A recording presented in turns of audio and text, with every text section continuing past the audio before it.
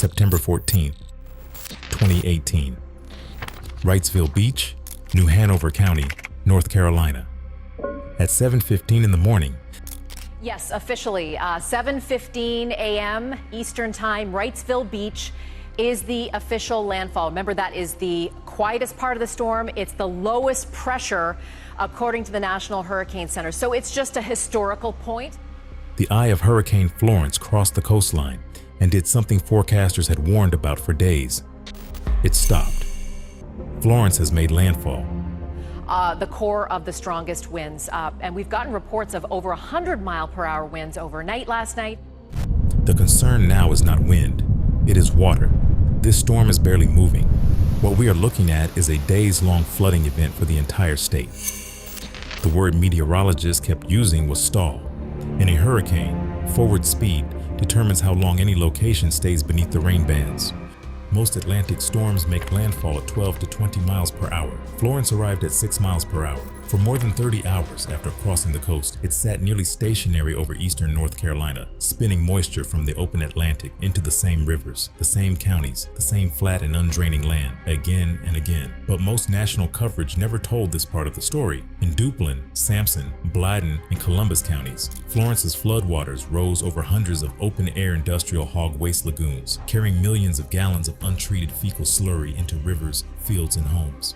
The NC Department of Environmental Quality confirmed 31 lagoon structures were breached or inundated. Researchers at Duke University estimated the true count exceeded 100. The communities most exposed were predominantly black and low income, many the same ones Hurricane Matthew had flooded 2 years before. That story never led a national broadcast. Florence made landfall as a Category 1 with 90 miles per hour winds and a central pressure of 956 millibars. By September 17th, Elizabethtown and Bladen County had recorded 35.93 inches of rainfall. By rising waters, hundreds have been saved so far, especially in some of the riverfront communities impacted by that storm surge. The Cape Fear River at Fayetteville crested at 62.8 feet, breaking Floyd's 1999 record by more than 4 feet. The official death toll reached 54. The number has never been fully reconciled with the deaths that followed in the weeks after the water receded. Eastern North Carolina is a coastal plain so flat that in some counties the land rises fewer than 30 feet above sea level across a span of 80 miles. The rivers here,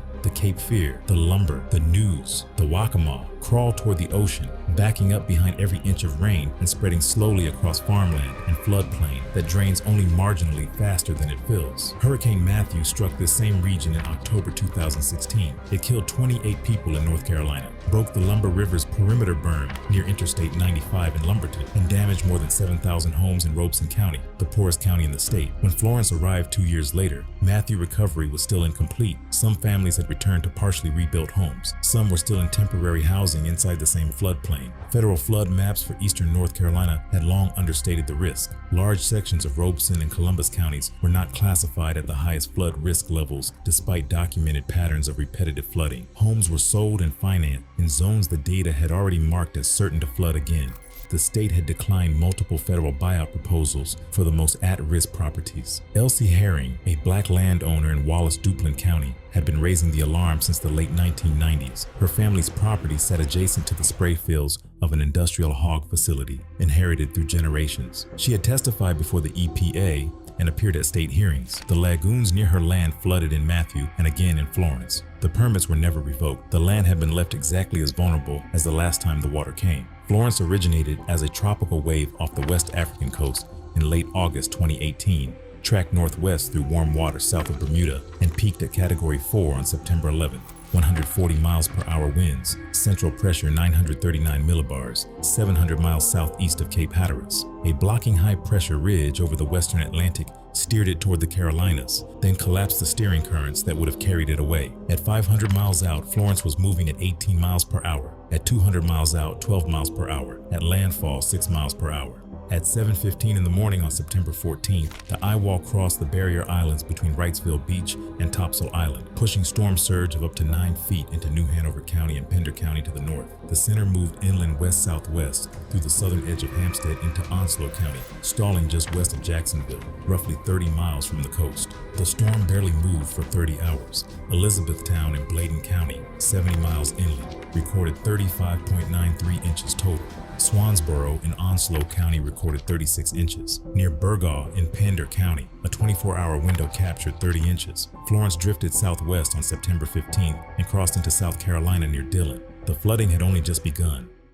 New Bern sits at the confluence of the Neuse River, Trent River in Craven County, 35 miles inland. Storm surge pushed up the Neuse from Pamlico Sound before Florence even arrived. This hour, Florence is a dangerous Category 3 with winds up to 120 miles an hour. By the evening of September 13th, it had reached New Bern's downtown. By September 14th, the Trent crested and merged with the surge-fed Neuse. Is making landfall after thrashing the Carolinas all night long with devastating flooding and damaging winds. Mayor Dana Outlaw requested 200 swiftwater rescue boats and was told the entire state had 85. Some 4,500 people required rescue from New Bern alone. 80 miles southwest, Wilmington became an island. The coastal city of Wilmington from the rest of North Carolina. The city sits on a peninsula flanked by the Cape Fear River to the west and the Intracoastal Waterway to the east. When flooding closed Interstate 40 to the northwest and US 17 to the north simultaneously, there was no road in or out. A city of 120,000 cut off for 3 days. In Pender County along US 17, a 1-year-old boy drowned on September 16th when floodwater swept his mother's car off a road near Burgaw. He was one of at least a dozen people who died in vehicle-related flooding, the most common cause of hurricane death in the United States and the most preventable. The Cape Fear crested at Fayetteville on September 17th at 62.8 feet, shattering Floyd's 1999 mark of 58 feet. Elizabethtown crested at 60.7 feet the following day. Low-lying neighborhoods on the east side of Fayetteville went under for the third time in 20 years. The Lumber River crested at Lumberton on September 17th at 24.4 feet, exceeding Matthew's record. The Interstate 95 berm, partially rebuilt but not to full specification, was overtopped again. Families who had spent 2 years rebuilding took on more water than before. Some left and did not come back. The Neuse crested at Kinston on September 18th at 27.6 feet. For households in the Southside floodplain, Florence was the third total loss in 19 years. Floyd in 1999, Matthew in 2016, Florence in 2018. The Waccamaw peaked last. At Fair Bluff in Columbus County, the crest arrived September 23rd, 9 days after landfall. Water stayed above flood stage for 18 consecutive days. Fair Bluff had been largely destroyed by Matthew. Its downtown was still shuttered when the river rose again. North Carolina's coastal plain holds more than 9 million hogs across roughly 2,100 industrial operations, concentrated in Duplin, Sampson, Wayne, and Bladen counties. The waste system is nearly universal. Open-air earthen lagoons, unlined, not engineered for flooding, built in floodplains because that land was cheap. When Florence's floodwaters moved through Duplin, west into Sampson, and south into Bladen and Columbus, they moved over those lagoons. The NCDEQ confirmed 31 breaches or inundations. Duke University researchers documented contamination across a far wider footprint. The most exposed communities were disproportionately black and low income, a direct result of decades of permitting decision. At the LV Sutton Power Plant south of Wilmington on the Cape Fear River, flooding breached a retired coal ash pond and released material into the water.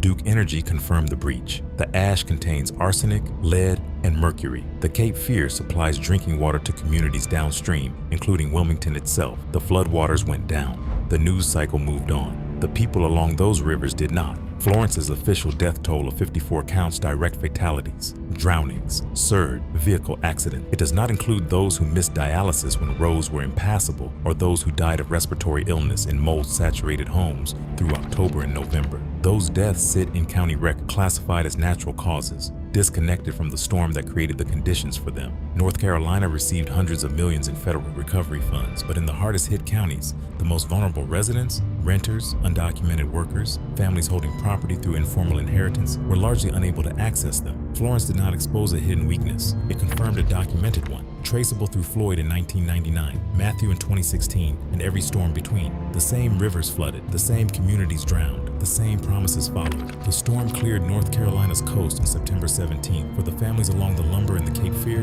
it has not cleared yet. I make these videos to tell stories that matter. Stories like this don't really end when the storm is over. They stay with the people who live through them, and sometimes they slowly fade everywhere else. So if this story meant something to you, even for a moment, help it reach someone else. a like, a comment, even just sharing it might seem small, but it genuinely makes a difference because every bit of support pushes these stories further and keeps them from being forgotten. Stay safe. I'll see you in the next one.